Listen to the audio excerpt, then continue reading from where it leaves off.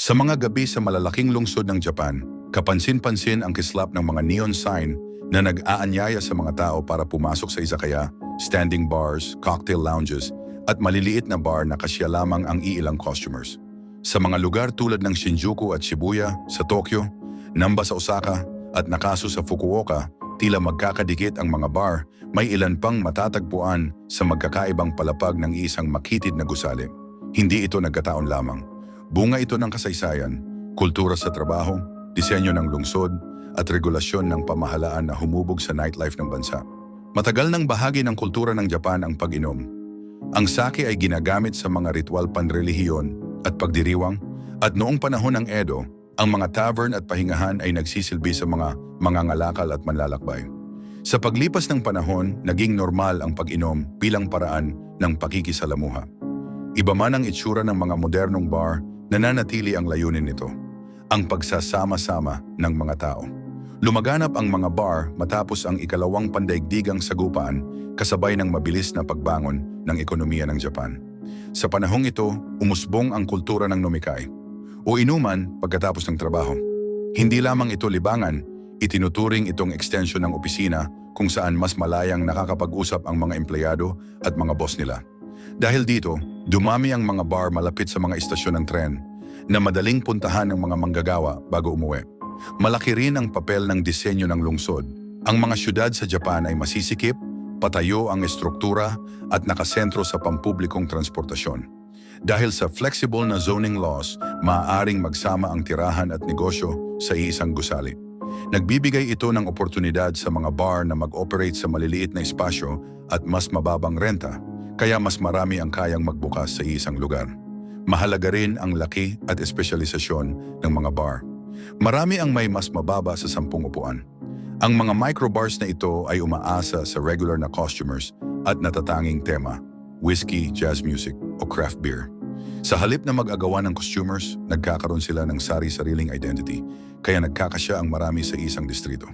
May kinalaman din mga kapupong ang pananaw ng lipunan sa mga Japanese na nasa public places. Bagamat may mga nakikitang lasing sa gabi, karaniwan itong tinatanggap basta't walang gulo. Dahil mababa ang antas ng krimen at mataas ang disiplina sa sarili, hindi itinuturing na banta ang mga bar. Nagiging bahagi sila ng pang-araw-araw na buhay.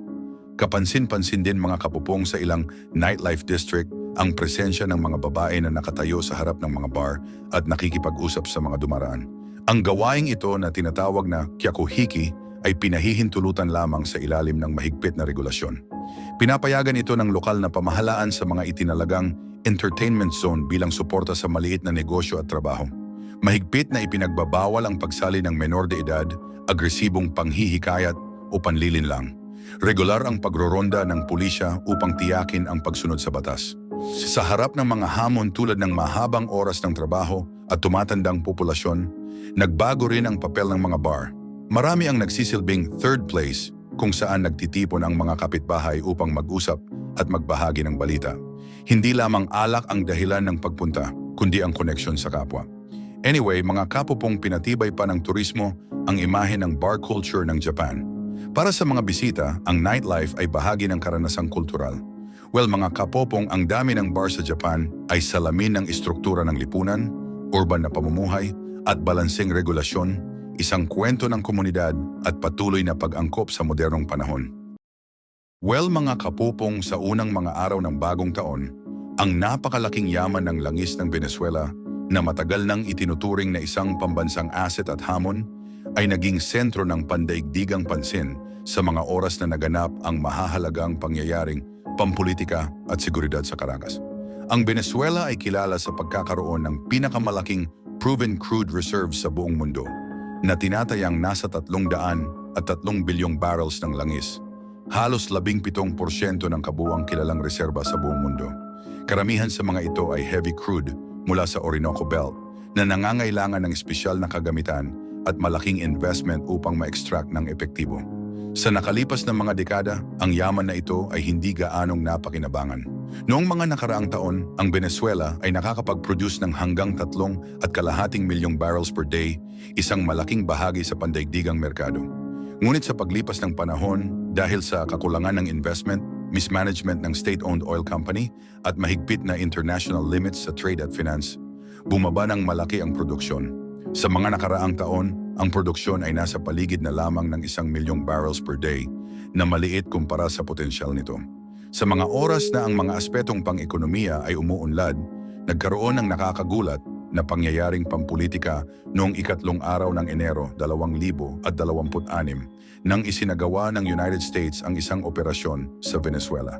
Sinabi ng US officials na ang Pangulo ng Venezuela na si Nicolas Maduro at ang kanyang asawa na si Cilia Flores ay dinala sa US upang harapin ang formal na legal na proseso.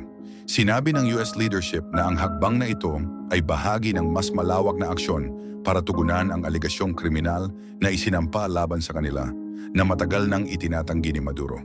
Ayon sa opisyal na pahayag, ang aksyon ng US ay bahagi ng mas malaking layunin na ayusin ang sitwasyon sa seguridad sa rehiyon. Sinabi rin ng US leadership na pansamantala nilang pamamahalaan ang Venezuela na may layuning ayusin ang proseso tungo sa bagong istruktura ng pamahalaan. Sa mga oras na nangyari ito, sinimulan na rin ng Washington ang pagpapakita ng interes sa muling pagpapaunlad ng energy sector ng Venezuela at inanyayahan ang American energy firms na tumulong sa rehabilitasyon ng luma at nasirang oil infrastructure na tinatayang may halaga sa trilyong dolyares. Anyway, mga kapupong, ayon sa mga analyst, hindi magiging mabilis ang pagtaas ng produksyon ng langis sa Venezuela kahit pa may naganap na pagbabago sa politika. Sa pinakamagandang senaryo, aabutin ng 5 hanggang 7 taon bago makakita ng makabuluhang pagtaas sa produksyon dahil kailangan pang ayusin ang mga lumang pipelines, refineries at legal frameworks. Pinapayuhan ng mga eksperto ang mga kumpanyang dayuhan na timbangin ang political uncertainty, legal protections at mga kailangang ayusin bago mag-invest ng malaki.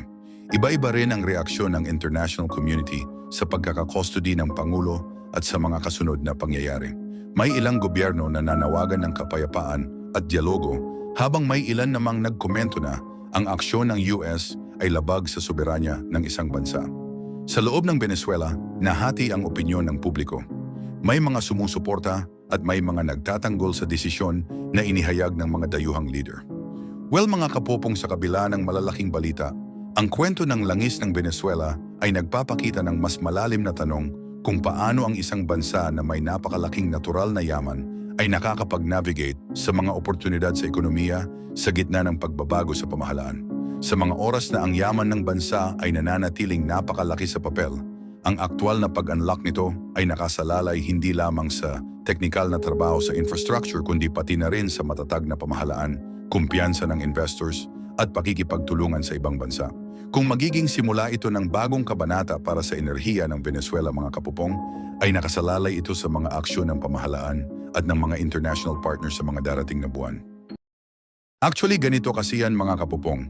Well, mabilis kasing kumalat, mga kapupong, sa iba't ibang bansa ang balita tungkol sa pagkuha kay Nicolas Maduro, ang Pangulo ng Venezuela, ng mga puwersa mula sa United States.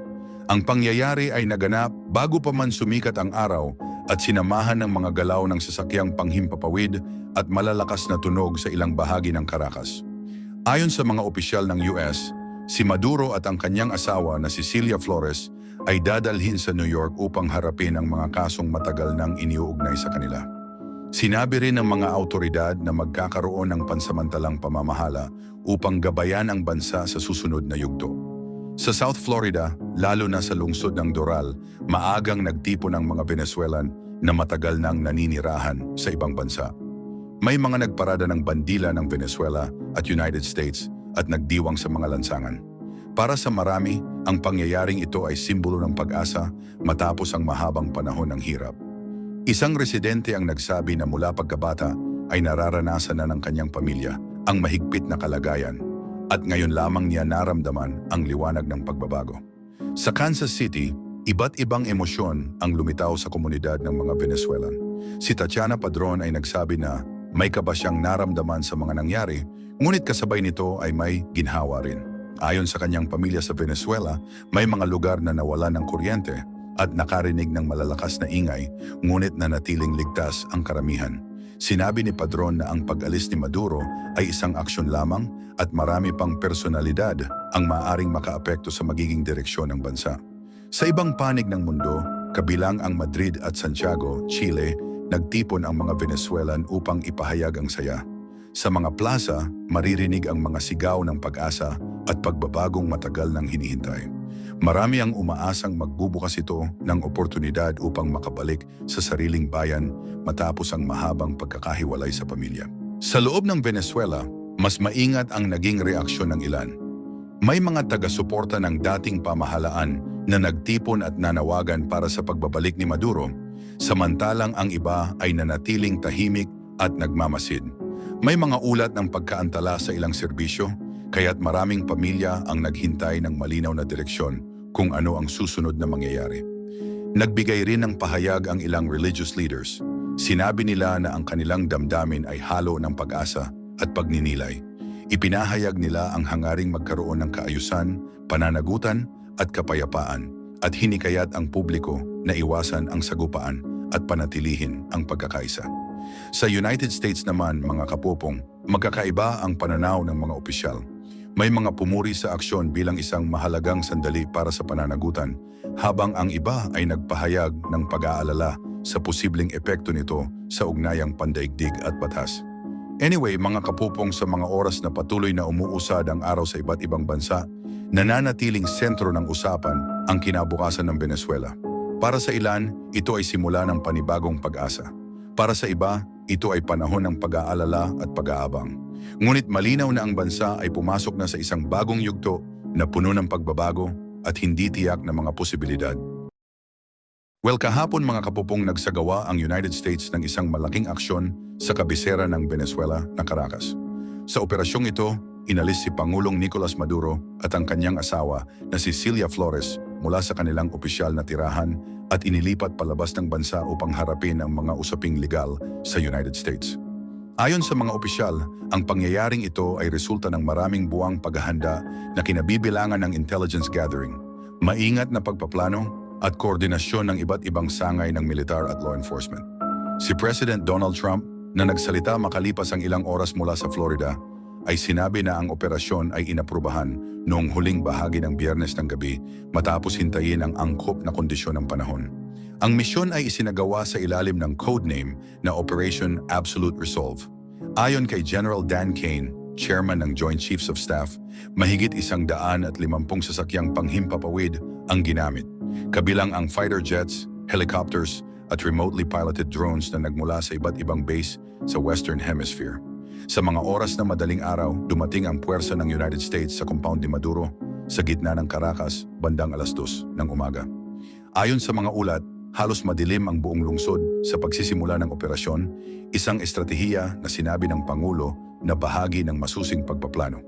Tahimik at mabilis na kumilos ang mga tauhan upang maiwasan ang mas malawak na kaguluhan sa lungsod. Matapos makapasok sa compound, isinailalim ng mga tauhan ng law enforcement sina Maduro at Flores sa kustodiya. Agad silang inilipat sakay ng helicopter patungo sa isang US naval vessel na nakapwesto sa karagatan. Mula roon, inaasahang dadalhin sila sa New York upang humarap sa mga kaso sa federal court. Sinabi ni US Attorney General Pam Bondi na ang dalawa ay haharap sa paglilitis sa Southern District of New York kaugnay ng matagal ng aligasyon ng illegal drug trafficking.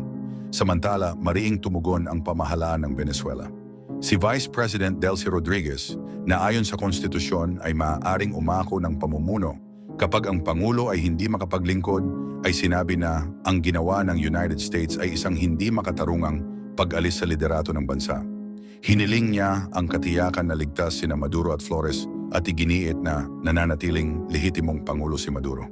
Nanawagan din siya sa mga mamamayan na manatiling kalmado at nagkakaisa.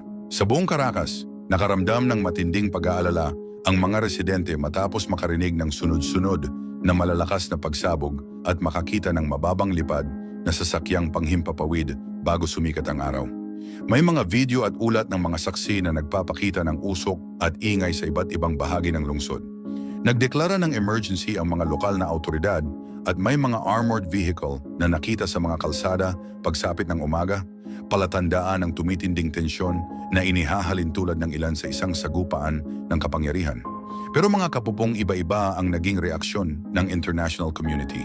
May ilang leader ng ibang bansa ang kumondena sa aksyon ng United States at nanawagan ng diplomasya, sinasabing dapat igalang ang soberanya ng bawat bansa. Mayroon din namang sumuporta sa layunin na papanagutin si Maduro sa mga alegasyon laban sa kanya. Sa loob ng United States, may mga kritiko ring nagtanong kung tama bang isinagawa ang operasyon nang walang malinaw na pahintulot ng Kongreso. Anyway, mga kapupong, sinabi ni President Donald Trump na tutulong ang United States sa isang mapayapang transition at makikipagtulungan sa muling pagbangon ng Venezuela, kabilang ang posibleng pakikipag-ugnayan ng mga American companies sa sektor ng langis. Gayunpaman, kanyang sinabi na ang pangmatagalang solusyon ay dapat magmula sa isang maayos at lehitimong pagbabago ng pamumuno na magbibigay daan sa katatagan at kaayusan ng bansa.